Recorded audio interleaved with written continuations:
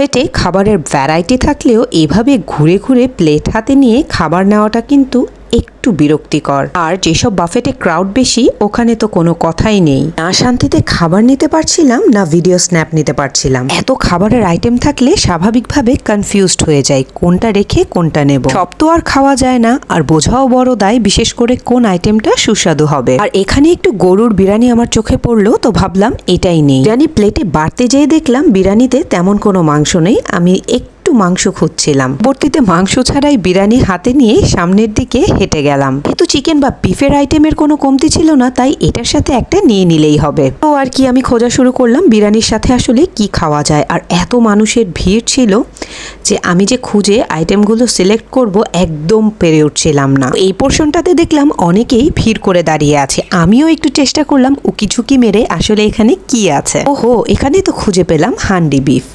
এই হান্ডি বিফ দিয়েই এখন বিরিয়ানিটা খাবো। ওই হান্ডি থেকেও বিফ তুলে নিতে বেশ সময় লেগেছিল, কারণ দীর্ঘ একটা লাইন ছিল। দেখা যাচ্ছিল আমার সামনে যারা ছিল তারা খালি প্লেটেই হান্ডি বিফ নিচ্ছিল এবং পরিমাণে বেশি করে নিচ্ছিল। তো আমি একটু লিটল বিট কনফিউজ ছিলাম যে আমি কি ভালো কিছু পাবো কিনা। তো আর কি, আমি অনেকক্ষণ ওয়েট করলাম। তো এক একজনের নেওয়া দেখে আমার তো মাথা খারাপ হয়ে যাচ্ছিল যে ভেতরের দিকে আসলে কি বাকি আছে। দেখেই মনে হচ্ছে বিফ একেবারে নিচের দিকে নেমে পড়েছে, বেশি কিছু নাই, এটা রিফিল করা প্রয়োজন। এক বেহাল অবস্থা, একজনের পর একজন নিয়েই যাচ্ছিল, আমি একদম চান্স পাচ্ছিলাম না। পরবর্তীতে অনেকক্ষণ দাঁড়িয়ে থেকে আমি অনলি 2 পিসেস বিফ নিতে পারলাম, যেটার স্ন্যাপ আমি আনফরচুনেটলি মিস করেছি।